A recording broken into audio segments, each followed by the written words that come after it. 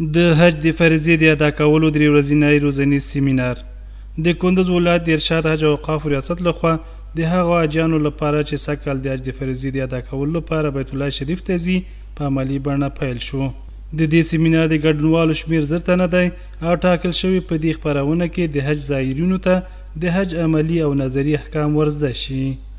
از مسائل فرایض حج، واجبات حج، سنن، درس عملی و نظری برای حجاج صاحبا تا 3 روز گفته می شود و ان شاء الله متعال این به حمایت وزارت ارشاد حج اوقاف است و در ولایت با تحت سرپرستی رئیسای ارشاد حج اوقاف و معلمین حج اوقاف ولایت کندوز. حجاج راټول سوي و عملی او نظری درس ورته وویل سو. ان شاء الله دا درس به دوام لري تر څو زموږ حاجان د حج دغه پروسه په شرعي او صحیح طریقه باندې سرته ورسي.